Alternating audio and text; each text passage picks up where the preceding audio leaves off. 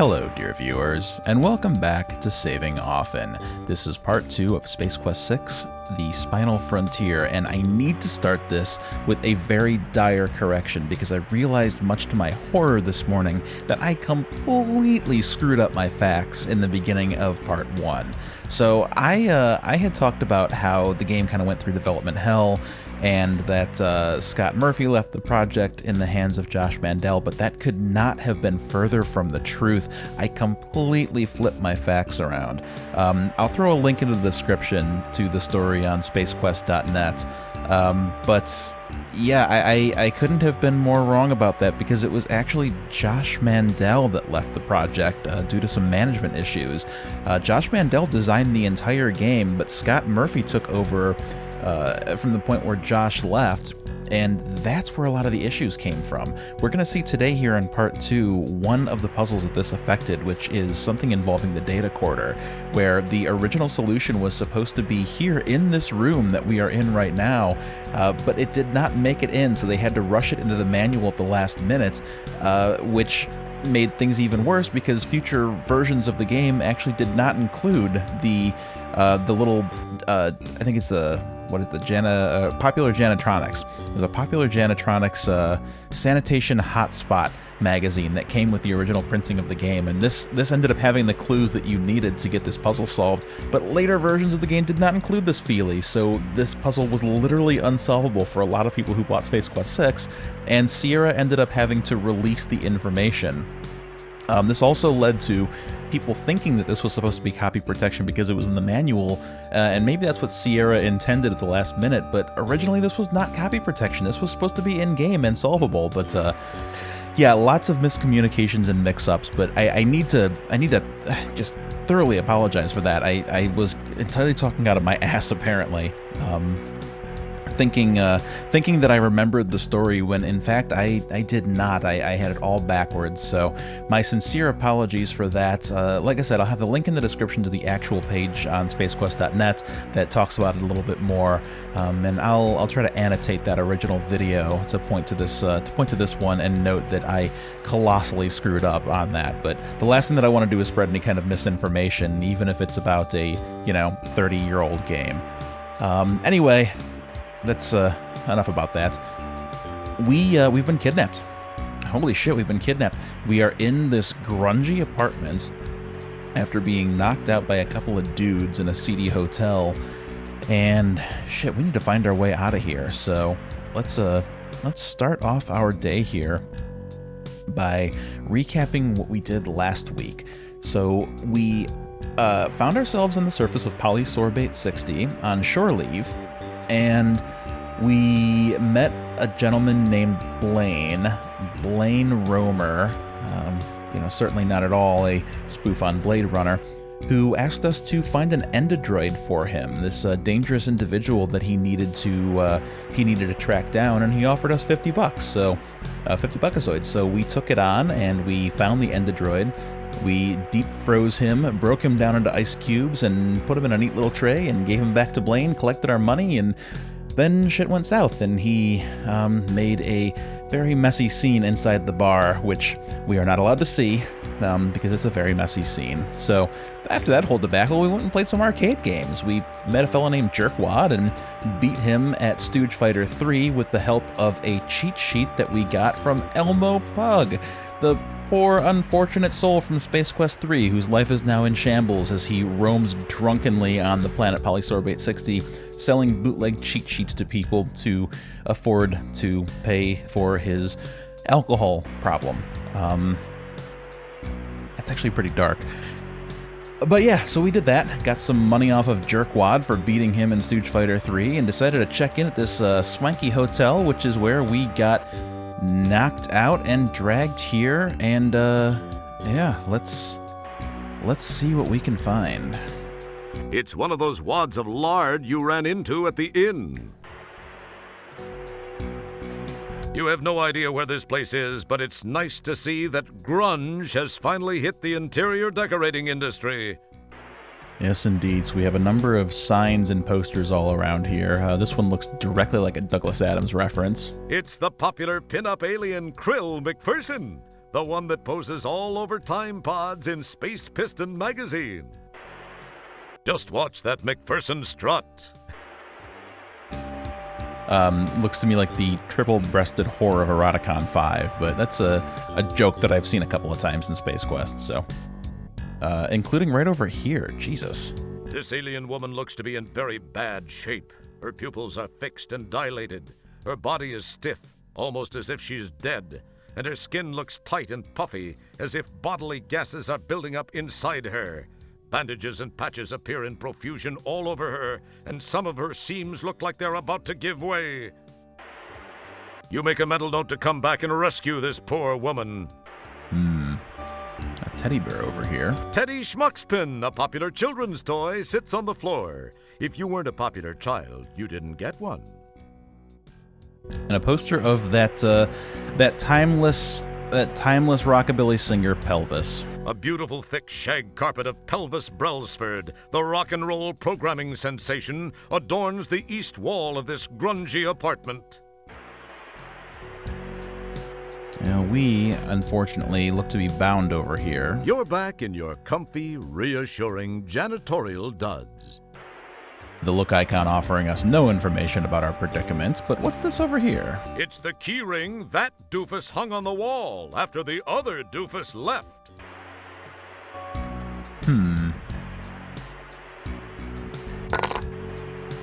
Hey, what the fu... I don't want to see you move another inch or I'm gonna slice you into nice little bite-sized pieces. Now, can it?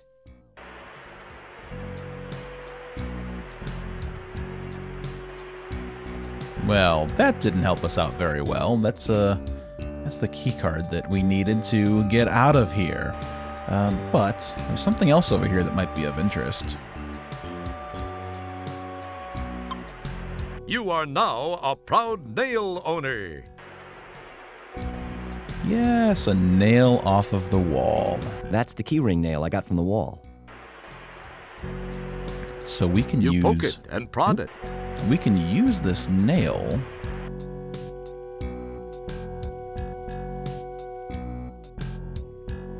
Good thinking. The nail proves to be just what you needed to free yourself from those handcuffs. Don't get all excited, Little Red Riding Hood. You aren't out of those woods yet. Well, at least we've gotten free. Let's save our game.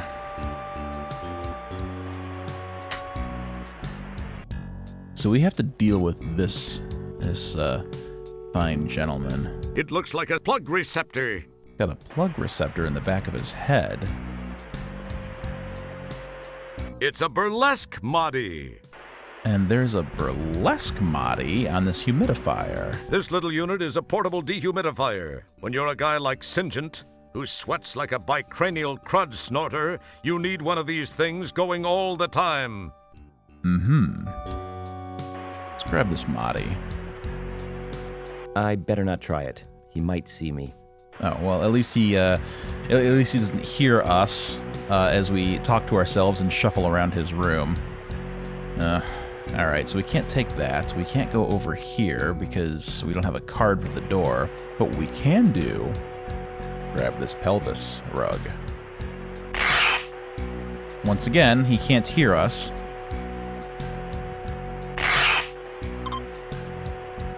I don't know how I feel about that, but hey, now we've got this great shag carpet. It's that static-laden cheapo polystyrene rug you ripped from the wall. Static laden, huh?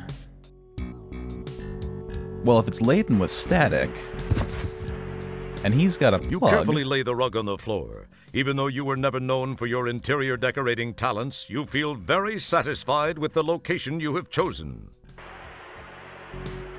We might be able to do a little Space Quest shuffle upon this rug and build up a nice static charge. How about it?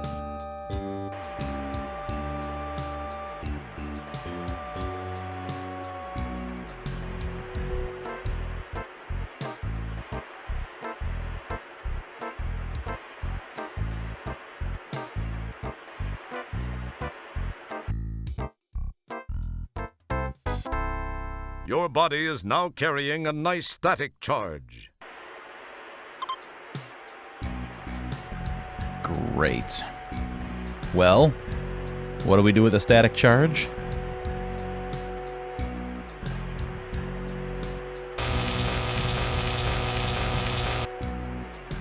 Wow, the static energy you built up discharged, frying Lard Boy's circuitry. Did you actually think of that, or was it just luck? Nice. It looks a lot more detailed than it did in Space Quest IV, that's for sure. Yeah, whatever. Hey, the fact of the matter is we took care of him, so let's go ahead and grab this Mahdi. You now possess the Mahdi. And it looks like he's got our Datacorder, too. This is the Datacorder you got from that Endodroid Hunter dude. Indeed. Let's go ahead and snag that again.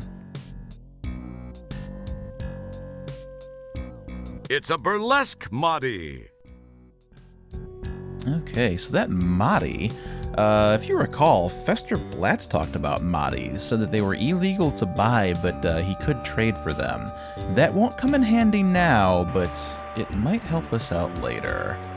Let's look around at a couple more of these things. It's Kathy Meyerland, an attractive model with gills from one of those stinky swamp-like planets like Madoria, or Slimyon, or Muxilon IV.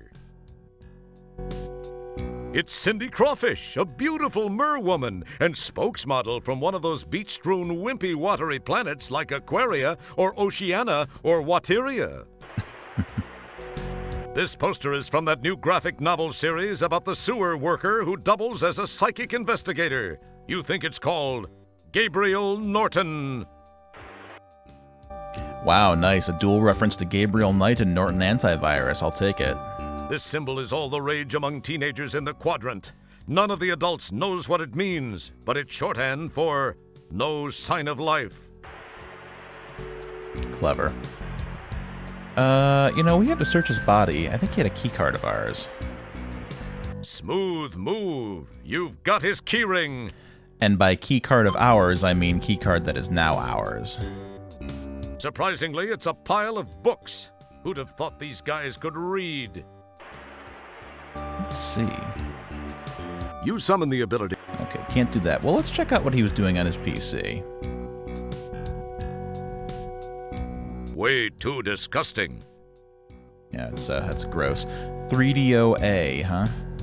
3DOA, I guess you would pronounce it. This optical disc-based multimedia entertainment system has a slew of powerful graphics and audio coprocessors, a unique flexible architecture, is extremely high-priced, and plays a half-dozen really bad arcade games. It's called a 3DOA. Okay. It does nothing until you insert a 3DOA compatible disc. Interesting. It does nothing. Well, we need a disc, but there are some discs over here. There seems to be a small pile of CD-ROMs sitting here. Your search through the CDs reveals a bunch of typically boring multimedia magazines. A multimedia phone book. Too bad there aren't any phones around here. The Outpost Project Survival Guide. Successful People Managing Techniques by Carm Trebus. Funny, it's empty. MF-DOS for idiots, morons, and Phoebes. Phoebes? Turing Xenon on 5 buckazoids a day. Discovering your inner maggot. How to become assigned to being a corporate creative genius without really trying. This might be worth checking out. It's a copy of Popular Tektronix. Okay, Popular Tektronix. That sounds interesting.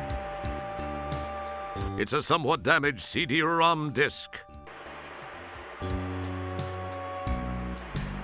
Cool. Pop it in. From Datacorder to homing beacon, fast.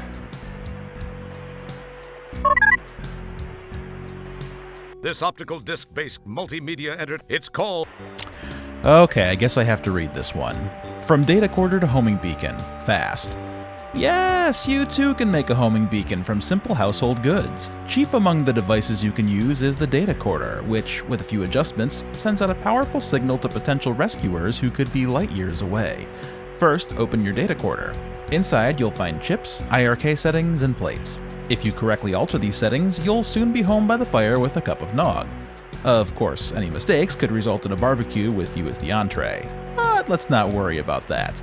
We'll describe the details in the next issue. Email shopping with no buckazoids. eShop with absolutely nothing in the accounts. It's easy when you know the system. First, random gen approximately 32 4x4 numbers and pick a month and year. These will not be your challenge, or these will be your challenge charge cards. Make up a name, not Neekberm please, and start calling e-catalog stores. The idea is to make the calls fast and give them the challenge card numbers before they can trace the call. As most hackoids know, there are so many cards out there that the probability of one of your challenge cards being a used number is practically 100%. Remember, don't skimp. You're spending other people's buckazoids, so go for it. Mired eMag, hot journalism or hot air. We've all heard the hype. Mired eMag is the hottest, hippest, hip-hoppinest thing to happen to journalism since Gutenberg invented that big printer thingy. But is it the eMag of the future, or is it just another Cyber Vogue knockoff with some fancy schmancy art? You be the judge. The last issue featured an article on smart drugstores on Celine Dion, a list of the latest techno gibberish, and a review of Waterworld. Are these subjects cool, or do they leave you cold? Make a time machine out of a DeLorean. Chances are you're too young to remember a quaint little movie about a fellow named Marty McFly, but he and his friend Doc started a trend that has become a popular pursuit among time-traveling hobbyists, making time machines out of DeLorean cars. DeLoreans aren't easy to find these days. They went out of fashion when John DeLorean went in the slammer. But if you have the luck to come across one of these babies, the universe in all its time zones, and we mean all its time zones, can be yours. Happy hunting. In search of the elusive multiple organism. Since the dawn of time, men and women have searched for the multiple organism. Some say that it is just a myth. Others claim that it existed at one time, but that the effects of toxic waste, pollution, and electromagnetic forces throughout the universe have made the multiple organism extinct. This writer, for one, has searched all her adult life for the excitement of contact with one of these elusive creatures. The thought of seeing a multiple organism sends a thrill through me. I hope with my entire essence that multiple organisms do exist on some level, and that one day I may meet up with one of them, just to say hi. And that's everything. So this story here from Datacorder to Homing Beacon is supposed to be the prompt that lets us know what we have to do here. And I think there was supposed to be a comic in-game that was going to explain exactly what needed to be done with the Datacorder, but we didn't get that, so instead we have information in the manual. Well, let's head out here and see what we can find in the next room.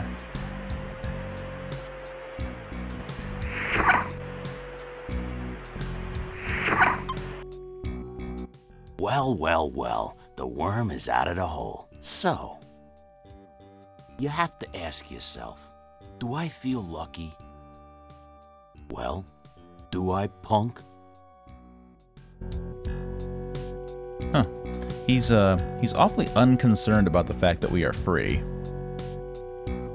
It's the one called Nigel, the larger of the two mass-laden brothers. Go away. He doesn't really give a shit about us at all. This box is full of daddies. Daddies are modules which, when inserted into intercranial slots, give the user complete knowledge of whatever topic is programmed into that particular daddy. A box of moddies, behavioral modification Eurocircuit chips, lies under the desk. And that could be interesting. You poke and prod amongst the moddies until you find a moddy labeled churlish. Being intrigued by the word, you glom it. Incidentally, you might want to look up the word churlish before you do anything stupid. And this is where I learned the word churlish. let's save often. That's the churlish Mahdi I found in that box. Well, let's try giving it to Nigel.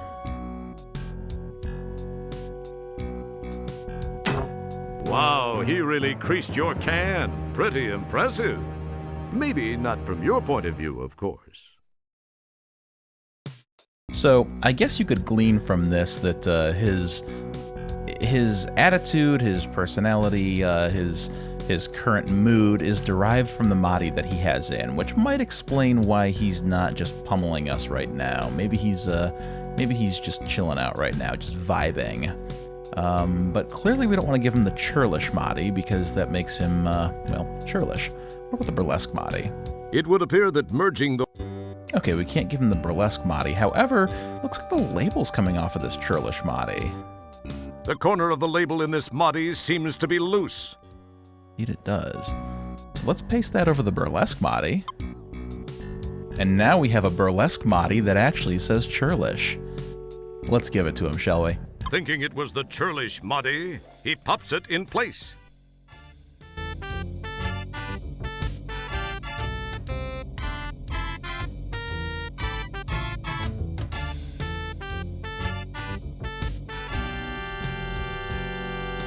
Awesome.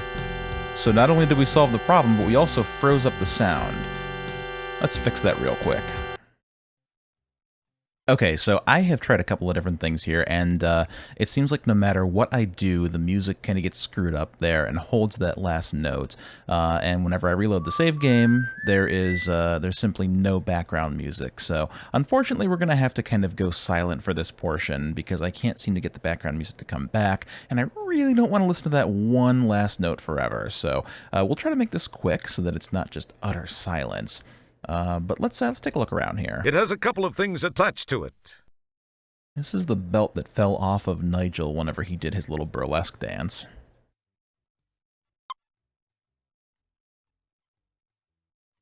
It's Nigel's belt, complete with a damping field actuator and a nifty personal grooming assistant. Oh, boy.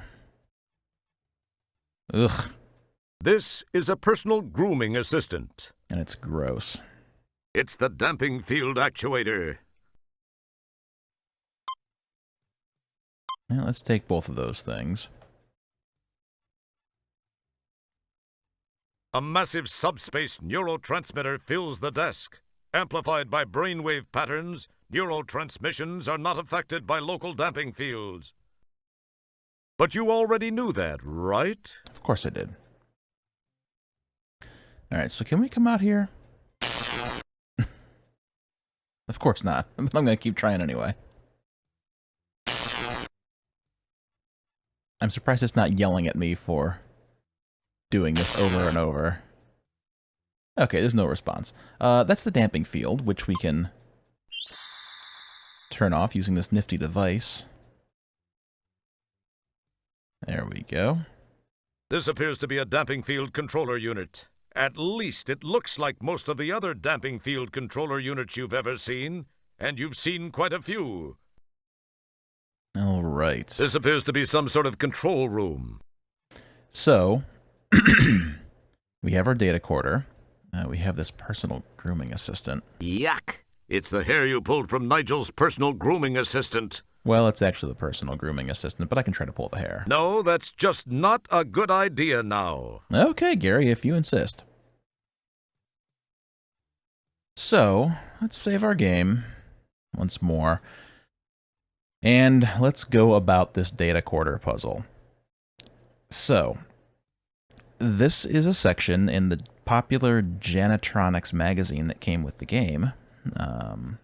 And I'm going to read this off for you. This month's puzzle is the homing beacon puzzle. Opening up the Datacorder, and who doesn't have one by now, displays a grid of 5 squares. There are 5 sub-circuit plates that can be moved from square to square. Each of the 5 sub-circuit plates has a jumper that can be moved to any of 5 IRK settings, IRK 1, 3, 5, 7, and 9, and a socket to accept any of 5 chips: the Spentium, the Dentium, the Repentium, the Fermentium, and the Dimtel. The squares that the plates fit into are called the sensor arrays, A to E. Player must figure out which plate goes into which sensor array square, A to E, insert the correct chips into each plate socket, and assign the correct IRK jumper number to each plate. All 5 plates are needed to create the homing beacon.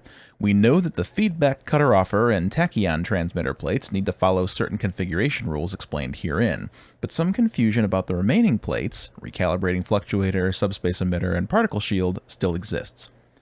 Of these 3, we know that A, one must be placed at sensor array E, B, one of the others must be set at IRK1, and C, the remaining one uses the Spentium chip. Continued on page 12. We do know for sure that 1. The tachyon transmitter should use the Dentium chip and should not be placed at sensor array C. 2. The particle shield should not be placed at sensor array E. 3. The subspace emitter should not use IRK7. 4. The recalibrating fluctuator should be placed at sensor array A and be set to IRK9. 5. The feedback cutter-offer won't work with the fermentium chip and should not go in sensor array B or C. 6. The plate that uses IRK3 also uses the Dimtel chip. And 7. The plate in sensor array D must be set to IRK5. Ugh. What a friggin' mess. I don't think that I have ever solved this puzzle on my own. But I'm going to give it a try here. This is the data. Oh, God, what a mess this is going to be. All right, I'm going to give this my best shot. And I may end up just resorting to a walkthrough. But we're going to see what happens. So let me come back up here and take a look at this. Which plate goes into which sensor array? So these are the 5 sensor arrays. Insert the correct chips into each plate socket. These are the chips. And assign the correct IRK jumper to each plate. Oh, I see. I see. So this is the tachyon transmitter here, TT. This is the particle shield, subspace emitter, recalibrating fluctuator, and the feedback cutter-offer. This is Dentium, Repentium, Fermentium, Dimtel, and Spentium.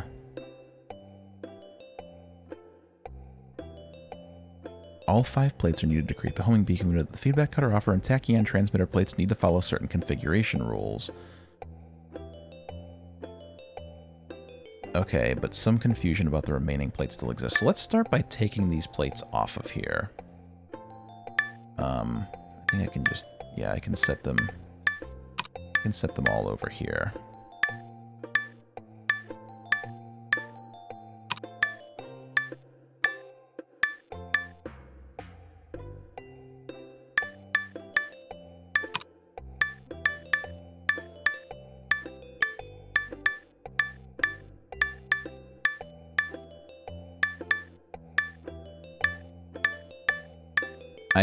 I've actually been dreading this puzzle a little bit because I don't want to just resort to using the walkthrough, but man, I've never done this before. So, okay. So it's at some confusion. We know that the feedback cutter-offer and tachyon transmitter plates need to follow certain configuration rules. So, the tachyon transmitter should use the Dentium chip. Okay, so we know that for sure. And should not be placed at sensor array C. So this one cannot go in C. The subspace emitter should not use IRK7. That's this one. It should not use IRK7. The particle shield should not be placed at sensor array E. Okay. The recalibrating fluctuator should be placed at sensor array A. Okay, good to know. So the RF should be placed at A. And should be set to IRK9. Okay. Okay, so that's good. Feedback cutter-offer won't work with the Fermentium chip and should not go on B or C. So feedback cutter-offer is going to have to come down here somewhere. In these two. The plate that uses IRK3 also uses Dimtel. And the plate in sensor array D must be set to IRK5. So let's turn these off, and we know that the plate in D must be set to 5. Okay. Okay. So the tachyon transmitter and the feedback cutter offer, neither of those should go in C.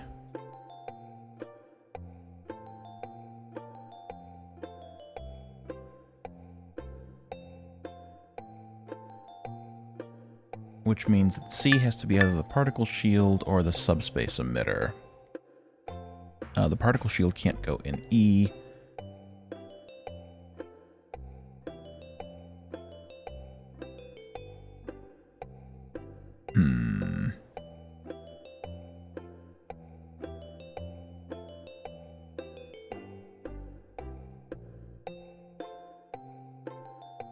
Okay, so either the RF, SE, or PS, either the fluctuator, emitter, or shield, needs to go into sensor array E.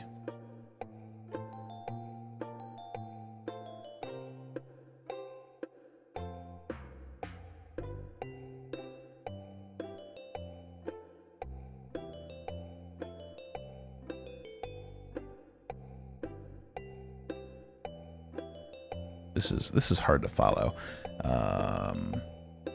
So RF, SE, or PS needs to go into E.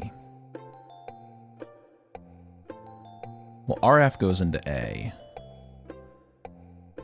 So either subspace emitter or particle shield. So one of these two need to go into E. What else do we know about E? The particle shield should not be placed at sensor array E. Okay, so if either the RF, PS, or SE have to go into E, and the RF already goes into A, and the PS apparently cannot go into E, then the subspace emitter should be what goes into E. Okay, that solves that. What else do we have to say? The subspace emitter should not use IRK7, so the subspace emitter needs to use 1 or 3.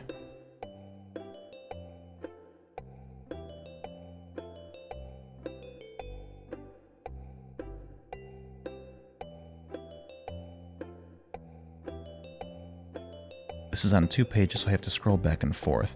One must be placed at sensor array E, so subspace emitter has to be at E, and one of the others must be set at IRK1.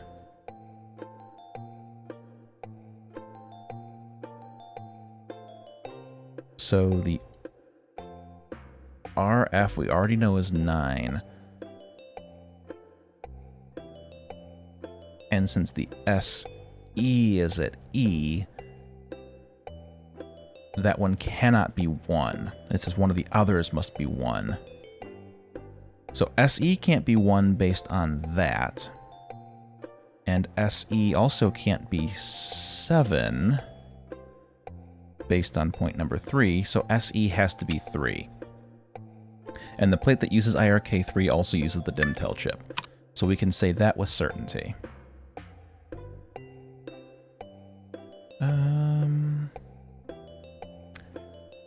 Okay, what else can we glean from this?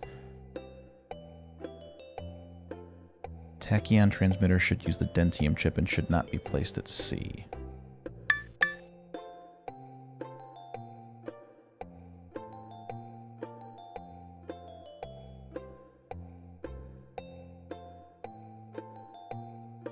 Subspace emitter can't use 7. Okay, so going back to our original 3, one must be placed in sensor array E, that was the SE. One of the others must be at 1. That's either the recalibrating fluctuator or the particle shield. But the recalibrating fluctuator is on 9. Yes, so the particle shield is going to have to be IRK1, which means it's going to have to go into B or C. So what else do we know about the particle shield? It has to go into B or C.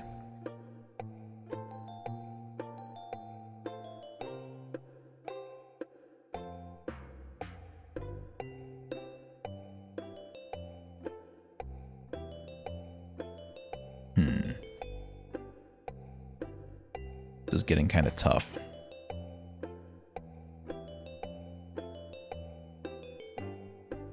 Losing my train of thought, too. The remaining one uses the Spentium chip. Okay, so... Okay. So one must be placed at E, that's subspace emitter. One of the others must be set at IRK1, that's particle shield. So the remaining one uses Spentium. So, okay, we know that the recalibrating fluctuator has to use the Spentium chip. That's good to know. Takes care of that. We have 2 more chips left to go because Dentium had to go on the tachyon transmitter. And particle shield's going to have to use IRK1, so particle shield for sure is going to have to go on one of these. And what did we say about the fluctuating capacitor? Didn't we say that had to go on D or E? Or not fluctuating capacitor. What am I thinking of? The feedback cutter offer. Won't work. Okay, the feedback cutter offer won't work with the fermentium chip, so it has to work with the repentium chip, which means that fermentium has to go on the particle shield. And should not go in sensor array B or C, which means it can only go in D. So that's got to go there. Okay. We're getting there. We're almost there. Tachyon transmitter should not be placed at sensor array C, so it's got to go into B, and that means the particle shield has to go into C.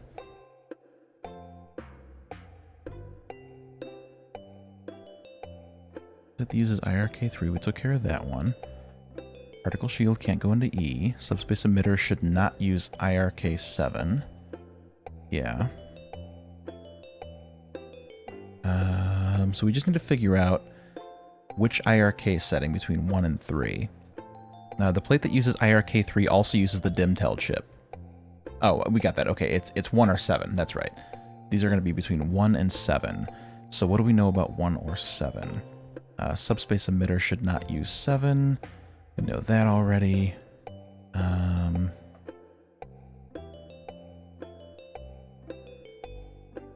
One must be placed at sensor array E.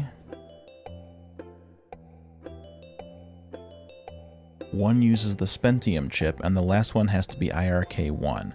So, subspace emitter is at sensor array E. Recalibrating fluctuator uses Spentium, therefore, the particle shield has to use IRK1. And that means that the tachyon transmitter uses 7. Okay, I think we may have solved the Datacorder puzzle. Power it on? Oh yeah. All right. That was actually pretty fun. I like that puzzle. I always hated it as a kid, but that was kind of cool. I'm glad that I did it. Hey, here's your fish.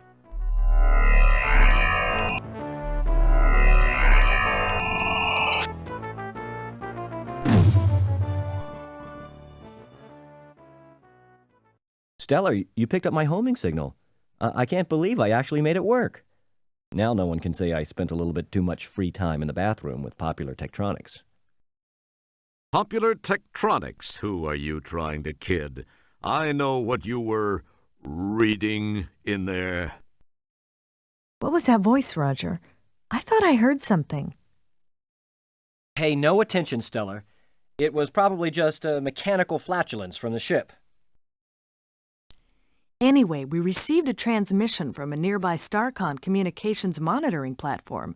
They told us of some unusual signal originating from the area of polysorbate 60. We dialed it in, scanned the coordinates, and found you. So what are you doing in this sector, Stellar? I thought you were stationed on the SCS Heinz 57. I am. I had some leave accumulated and decided to take it. This is kind of embarrassing for me. I actually came to see you. I've been thinking about you a lot lately, and I was curious about what you'd been up to, so I decided to visit. And when I arrived here, I found you had just left for shore leave on polysorbate. I decided to follow you down and try and catch up with you. When I got to that dump of an inn and found you'd been kidnapped by those thugs, I searched around but could find no trace of where they'd taken you. That certainly is a strange place. I decided to beam back up to the deep ship and try to locate you through your transport communicator signal. When I'd returned, I found you'd left it up here on the ship. I didn't know what to do then until that call came through from the StarCon installation.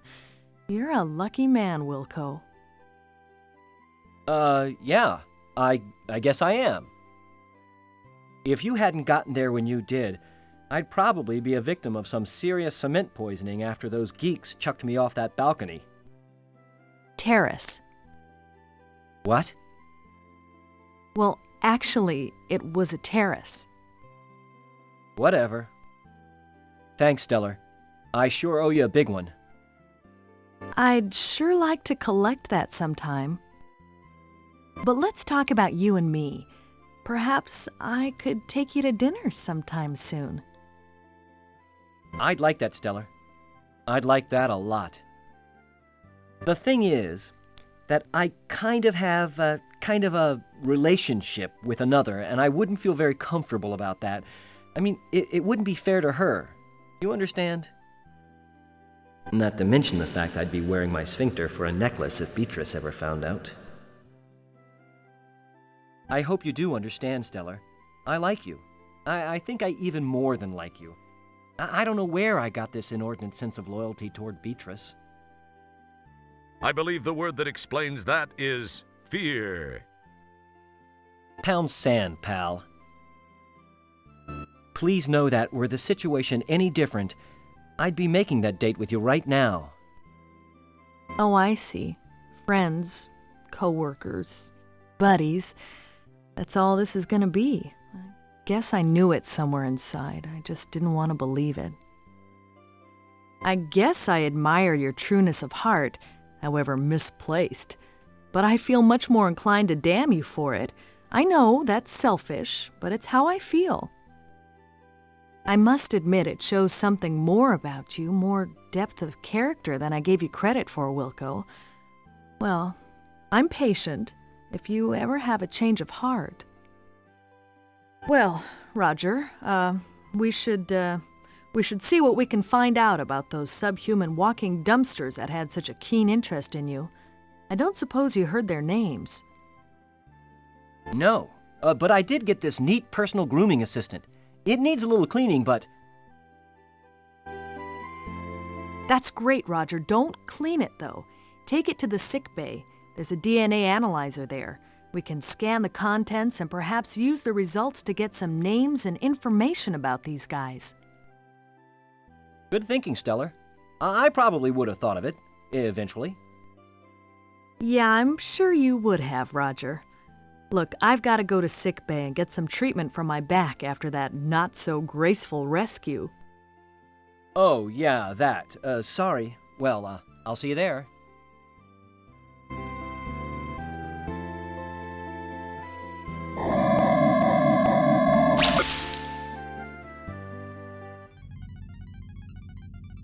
Commander, I am receiving a message from StarCon.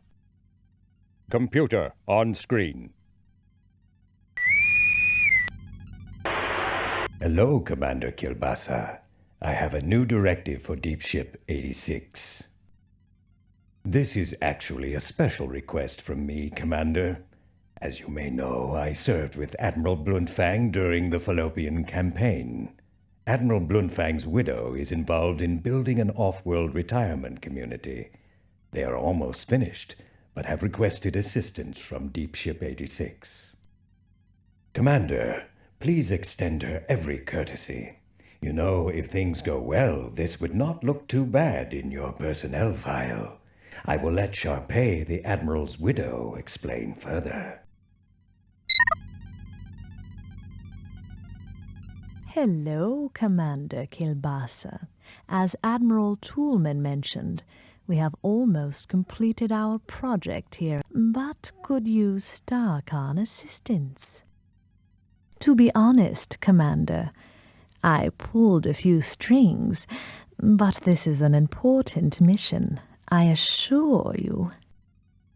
Since you are scheduled to be present for the dedication of the Golden Light Year's retirement center anyway, I hoped you might alter your travel plans to accommodate an earlier arrival. From the information provided me by my old friend, the Admiral, you would be able to warp here within a few hours. I require some assistance from your ship, as well as one of your crew members. Allow me to explain.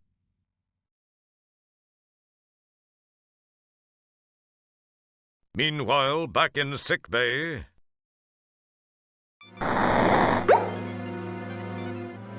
You know, it's so strange coming fresh off of King's Quest VII, which I've played through recently with some friends, to hear Valenice's voice actress in another role like this in Space Quest.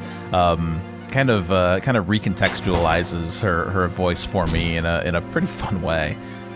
So yeah, we made it off of Polysorbate 60, and we are now here in sickbay, where Stellar is receiving some treatment on her back after we leapt into her arms in her heroic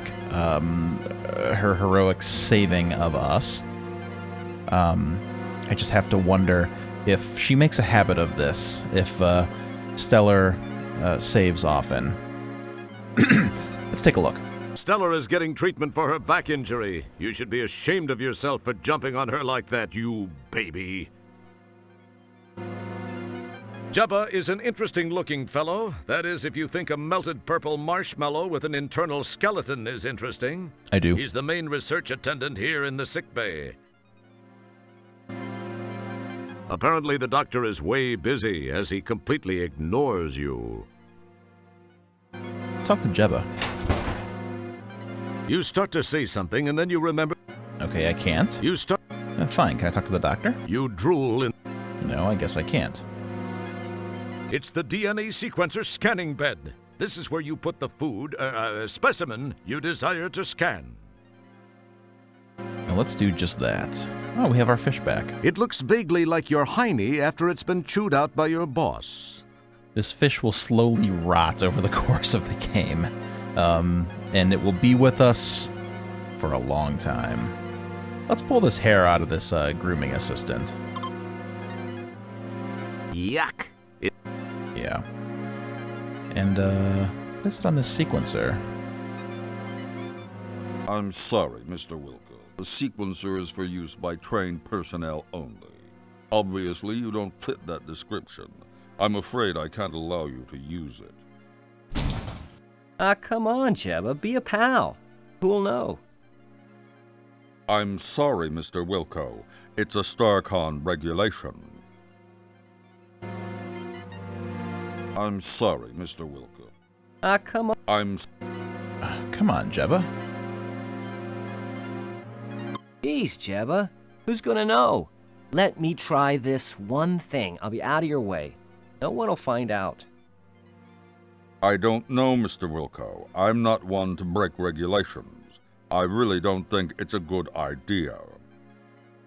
I swear, it'll only take a minute. We're out in the middle of nowhere. No one will find out. And I'll tell you what, anytime you want it, one free plunge job, day or night. What do you say? Well, I don't know. It'll only take a minute or two, really.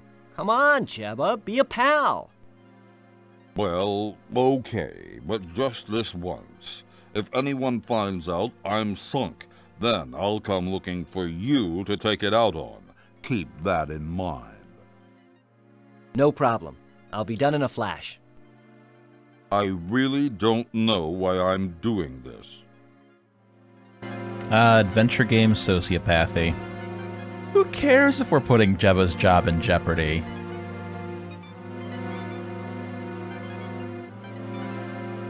It's your standard DNA sequencer. Alright, let's sequence this hair. It hurts your eyes to look. Let's scan it.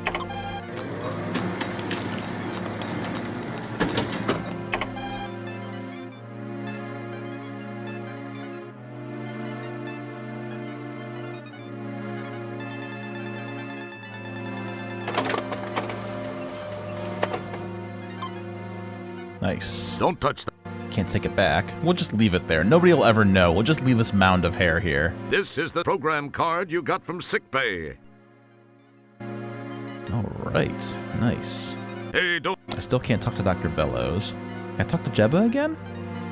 You got what you wanted. I'm really quite busy and need to get my work done now. Goodbye, Mr. Wilco. Quite busy. You drool. Can't talk to Stellar. Okay. Well, that takes care of As in all sickbay. locations aboard the deep ship 86, a compost is located here. Ever since stairs were banned during the Ford administration, composts have been a necessity. Well, we can use this compost to travel around the ship. Neat. I've always wanted to try one of these on the compost. Oh, but I guess we're just going to use our data card, huh?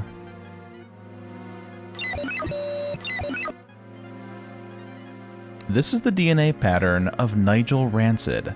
File closed. Oh, hi, Stellar. I hope your back's feeling better. They just finished treating me, and it is starting to feel better. However, I was told to lay off rescuing people for a while, especially you. So, did you have any luck? I got some information from the sample I ran through the DNA sequencer. When I tried it, all I got was a name. All it said after that was that the file is closed. I wonder why that is. I don't know for sure, Roger, but it seems a bit suspicious. When a file is marked like that, there's usually a very good reason. Most frequently, it indicates the file is closed for intelligence purposes, or it's legally sealed by some judicial body. In the case of those tubs of guts that grabbed you, I'd have to say it's not a government agency directly behind it. It sounds more like someone with access from the outside to a friend or two inside. A more paranoid person might say this smells way wrong. Then again, when did you last change your socks? If the files are sealed, then we have nothing to go on. True. The only thing I can think of is that they may be accessible by jacking into cyberspace. I've never done it, but I know it can be done. So I guess this means you won't be trying it first. I'd love to try it, but I can't since we don't know how. Well, actually, I read it can be done with the help of a cyberjack and headset and a cyberspace jack interface module. The article said there are several things to access out there and that there's a vast library of files to browse.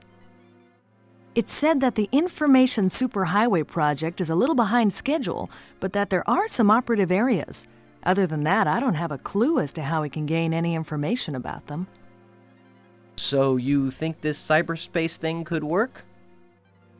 Well, I can only tell you what I've read. Navigating it takes a little patience, but I think it's the only option you have. I don't know if you'll locate a cyberjack and headset. Because of the delays in the project, they've become more like collector's items than marketable, functionable products. We do have cyberjack modules built into the compost. That's true. Of course, we won't know anyway without the jack. That bites. I wonder where we could find one of those. I wish I knew, Roger. There must be some place. Attention! We are now orbiting the Delta Burksilon IV colony as requested by StarCon. Most of you know your assignments as they have been broadcast to your composts. Please represent StarCon properly. Kilbasa, out. You better get moving since you don't know yet what your assignment is. I have some checking around to do. We'll talk later. Thanks, Stellar. I'll see you soon. Maybe we can work in that dinner.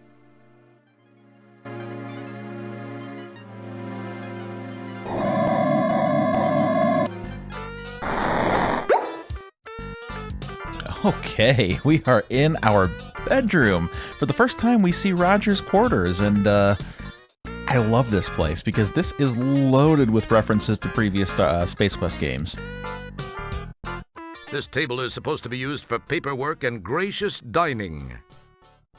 Since you do neither, you've found it makes a great place to stash all this junk you've collected over the years. Let's look around. Say it's the old hint book you found in the bargain bin at the software store in Space Quest IV. This table is since... Looky, it's your old Labion Terror Beast mating whistle from Space Quest II. Ooh, it's your old Autobucks card from your shopping spree at the Galaxy Galleria after you saved the latex babes from that hideous sea slug in Space Quest IV. It's expired, unfortunately, but then you don't need much money aboard the deep ship. Besides, people would talk if they saw you dressed that way again. Wow, it's the old translating gadget you used to communicate with the subterranean alien back on the planet Corona in Space Quest I. Too bad they don't make those little dilithium watch batteries anymore. Whoa, it's the star generator remote control you found aboard the Sarian ship during Space Quest I. Hey, it's the Pocket Pal terminal you filched from an abandoned land speeder on Xenon during Space Quest IV. This table is since it's a discarded cigar stub from the Galaxy Galleria in Space Quest IV. Hey, here's that pack of matches you stole from the Eulance Flats bar when you returned to Space Quest I during the time travel sequence in Space Quest IV. It's your life savings. Wow, it's your official employment rejection letter from Sierra Online at the end of Space Quest III. It just says, "Not a chance," and it's signed by Ken Williams. Wow, Unfortunately, there's nothing here from Space Quest V. I hate that. Man, Space Quest V was fine. Why did they not want us to remember Space Quest V? One more thing we have over here. Holy cow! It's your Golden Mop Award for your feats of daring do in Space Quest I. That is neat. I just like all those little incidental details. You glance in the mirror. For a moment, you can almost see a silk-clad brunette overacting in a stone tower. Reference to King's Quest VI. Why do all these starships come with shimmery sheets? What's so futuristic and wonderful about shimmery sheets? Yes, indeed. What is? They wake you up at night. They're cold and slippery. And the worst thing is getting up every morning with sequins imprinted all over your face. What's up with that? These controls open and close the closet, perform passive handprint IDs to prevent unauthorized entry, monitor its humidity, and scan for moths. What's in the closet? You never learned how to work these controls. That's why you keep everything that should be in the closet scattered around the room. Okay. Feels clean for once. Doesn't look clean. Is there anything I can do out in my kitchen? Your kitchen is in here, complete with garbage disposal, solid waste regenerator, and cockroaches. Feels clean. Feels... You summon the ability. It wouldn't be... Oh, there we go. There's our replicator. Your food replicator is a nightmare of pooled sticky stuff, dried on gunk, dents, dings, and roach droppings. In fact, the computer's self-survival circuitry cut in days ago and turned off service to your room. That's not good. Don't try to get anything out of this machine. You'll only succeed in getting your fingers stuck to the replicator. Again. Oh. Well, let's leave that alone then. Hey, what's this? Is this anything? This poor dresser... Wait! Were you looking at yourself? Well, same message either way.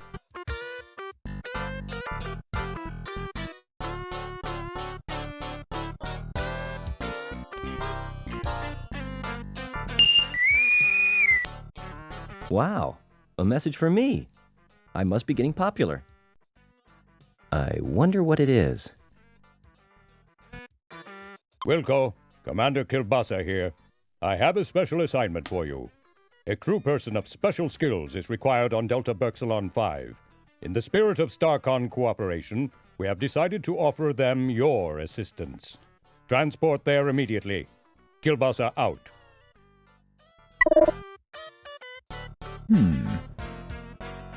Interesting. Well, we better get there then.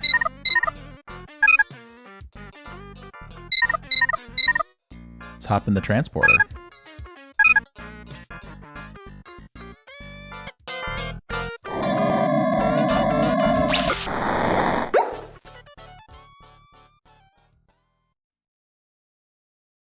Okay, I'm ready. Energize!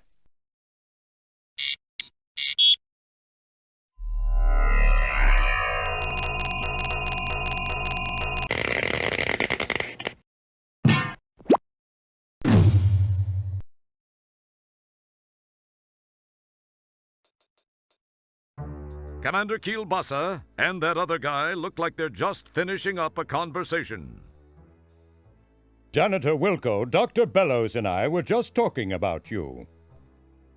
Please report to Sharpay's quarters, Janitor Wilco. She is in need of someone with your special skill set. Be quick about it. Yes, sir.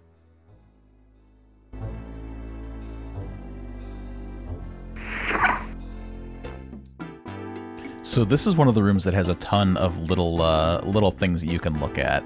A Josh Mandel specialty, as it were. This display shows you the Ascendopad's current location. These lights illuminate the interior of the shaft, just in case someone falls down it and needs some light to die by. The Ascendopad slides smoothly along these 4 rails, usually. The Ascendopad works much like an elevator. In fact, if you can figure out why we didn't just call it an elevator, please let us know. Beneath the Ascendopad, the lift bay relay-outlay array quietly does its thing.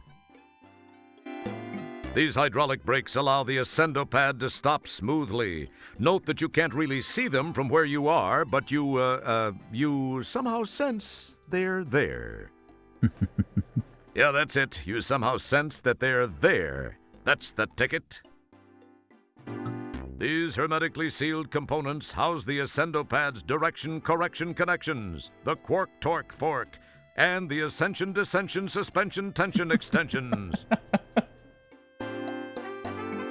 The wall panels of the Ascendopad are formed from a core of fiber steel between dual layers of expanded polycarbamide sheathing that's guaranteed not to rust, chip, peel, or need repainting for at least 12 millennia.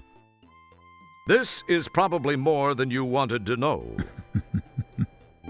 This box contains the atmospheric equalization subcircuitry, which automatically monitors the atmospheres of all the floors and subtly corrects the Ascendopad's interior PSI, O2 concentration, gravity, and ambient fragrance. Right now it seems to be Pine Landfill.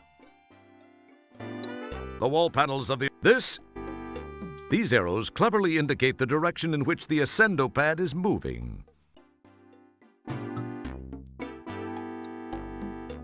Unless you miss your guess, this button will take the Ascendopad to the docking bay. Your highly developed sixth sense tells you that this button will take you to someone's quarters. Your keen janitorial instincts tell you that this button takes you to Lab A. Every fiber of your being cries out, "This button will take me to Lab B." The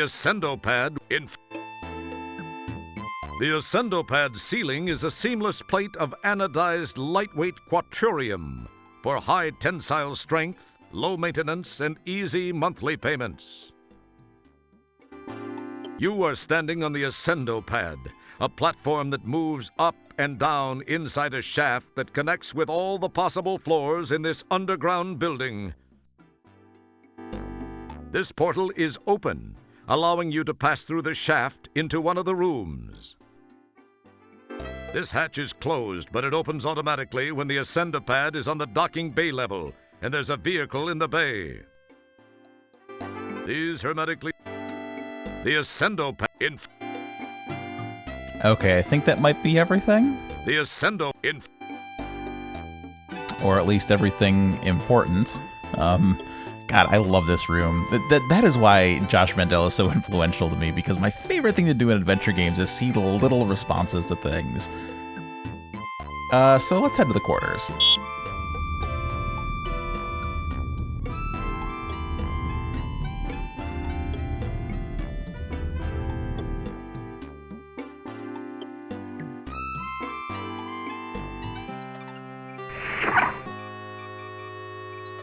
Janitor second class, Roger Wilco, reporting as ordered, ma'am.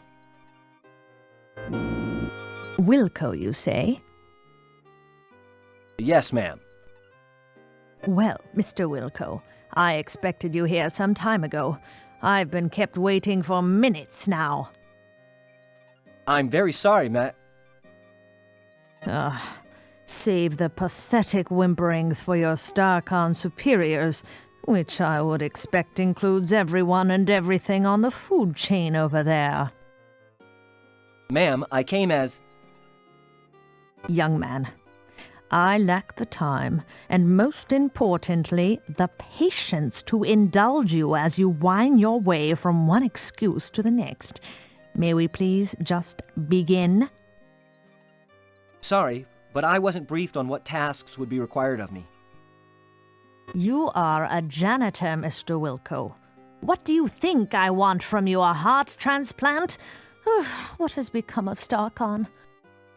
When my fifth husband, Admiral Bluntfang, served, the crop of up-and-coming cadets seemed to have such promise. I recall this one rather striking cadet who... Oh, well, never mind that. But you... I pray you do not typify what might be slithering down the halls of our formerly prestigious academy. That is one thing I do not look forward to witnessing. Get to work, Mr. Wilco. You'll find a mop and a bucket right over there. I have no time to devote to your education. That would take a lifetime, and the most copious amount of patience a universe could muster. My life is soon to expire. Please, just clean. I must rest now. All right. The wrinkled one rests quietly in her crapomatic adjustable bed. Yes, you've seen the hollow ads, you've seen the infomercials. Here it is, ladies and gentlemen. The one, the only, the Crapmatic adjustable bed. Yes, there's no mistaking it. The programmable mattress shapes to at least 5 different skeletal types, as well as 2 non-skeletal modes. The Crapmatic harnesses the latest in time-proven, very versatile and patented Hydro-Riser technology. Don't be the last one in your colony to own the most capital-conscious therapeutic stationary device known to being kind, and at a price you'll find stunning. Some exoskeletal types not supported, not available in all quadrants. Please allow 2 to 3 light years for delivery. Hey, isn't light year a measure of... Oh, never mind. A wall-mounted interface appears to have jacks for the flow of data and or power. I wonder if we can mess with anything in her... Oops. A wall... In her room. It wouldn't be prudent to do that at this juncture. No, I clicked through something, but I think that she was telling me to mop. Like you need another one of these.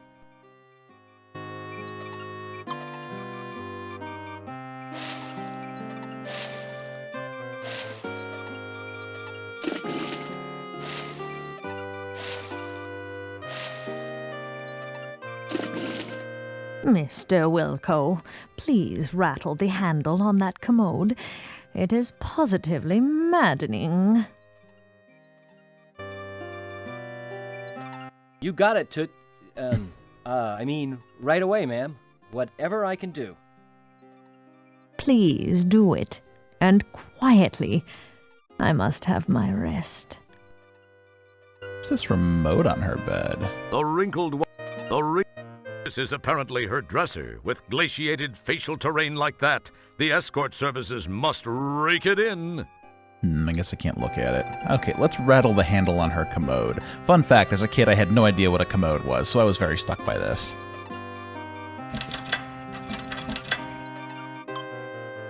Mr. Wilco, it is time for me to take my meds. Please fetch my trisonic sortium from the medicine cabinet. Yes, ma'am. Maybe I can get this old hag to overdose. What was that, janitor? Nothing, ma'am. I'll get those for you right away. She had some kind of a control that she was hiding under her sheets. Interesting.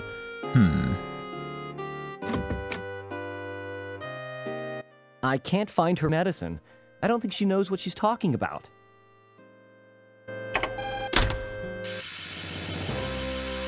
Hey, what the? While we await a fully formed thought from Roger, it should be mentioned that there seems to be some sort of gas entering the room through the left vent. Oh no. Hey, there seems to be some sort of gas entering the room through the left vent. I seem to be in a world of deep... Ah, jeez, the door! Rats, it won't budge. I've got to get out of here somehow. No windows, and the walls are solid bulkhead, and I'm too big to flush myself out of here. This is the only way. What would MacGyver do now? She seems to be resting rather peacefully. That's not going to help. Move it, man! As fulfilling as a conversation with Sharpay might be, you can't talk to her in her current state. Oh, this isn't good. We gotta get out of here. A contaminated waste items receptacle stands awaiting contaminated waste items. Well, the hydro-riser piston gleams proudly, truly up to the task of propping up the most expansive of dermally housed humanoids. this piston might work.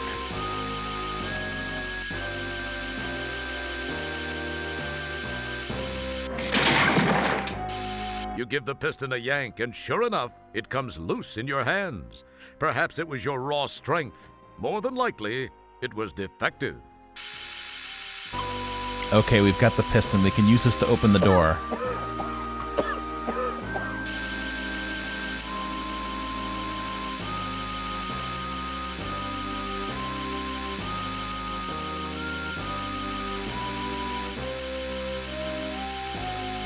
Good thinking! Wedged in the door, the manual override control causes the piston to strain against the door. It pushes a few inches and seems to strain at that point.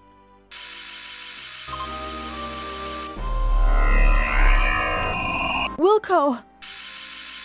Oh, hi, Stellar. What are you doing here? There's no time to talk, Roger. We've got to get out of here now. 1, 2, 3.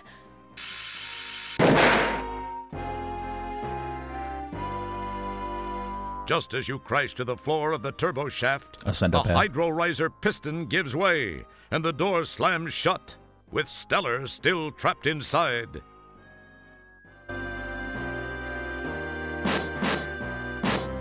You claw and pull at the seams of the bulkhead door, but to no avail. Just then, you hear and feel an explosion, which seems to have come from behind the door.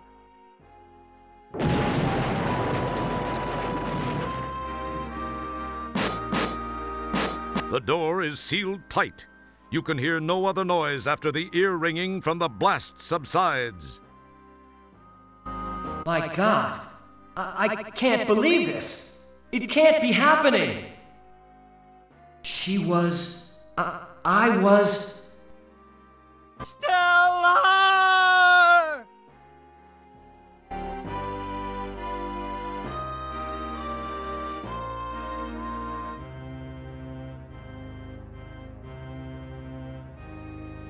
It's hard to believe that this is the Hollow Suite. The setting is much like the graphics you've scanned in the library from those planets more interesting in their climatic diversity. From the scenic jutting peaks, soft hills, and lake in the conjured distance to the lush pixelized growth of trees, flowers, and grass in the foreground, the holodeck has that sublime park-like perfection. Unfortunately, its serene beauty is sadly negated by the headstones and the solemn event about to occur, the laying to rest of your rescuer and true friend, Stellar Santiago. You are feeling as you have never felt before, perhaps helped along by the relatively short stints aboard the various ships, as well as all too brief friendships. You've been spared the emotional devastation of true loss by lack of attachment. This, however, is a different feeling. Far different from anything you've ever experienced. You can't help but wonder how you'd act towards Stellar given a second chance. But you know that can never happen.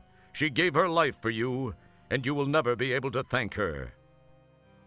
Enough smarm already. Let's funeral! Ladies and/or gentlemen, we assemble here today to honor the memory of a former crewmate, Lieutenant First Class Stella Santiago. Her unfortunate death takes place in the shadow of a new community, the dawning of a new life for the aged of our galaxy.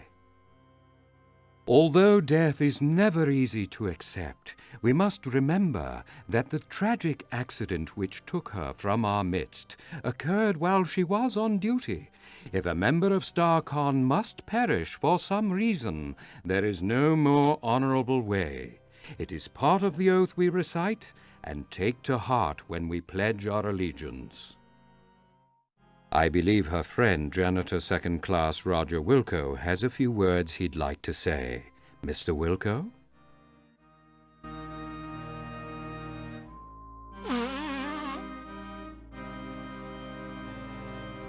I have a eulogy.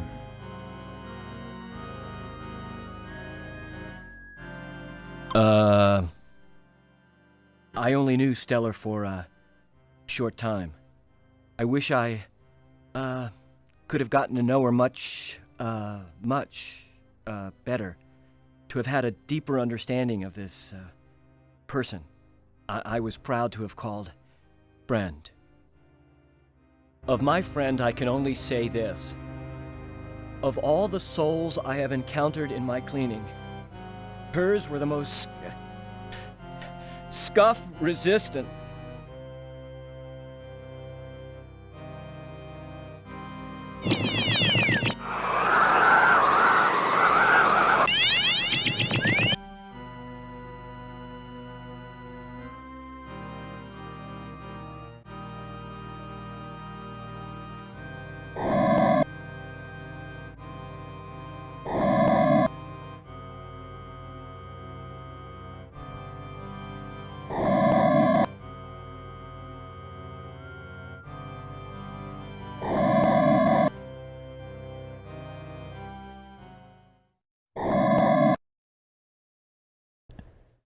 A deeply sad and emotional moment to end Part 2 of Space Quest 6.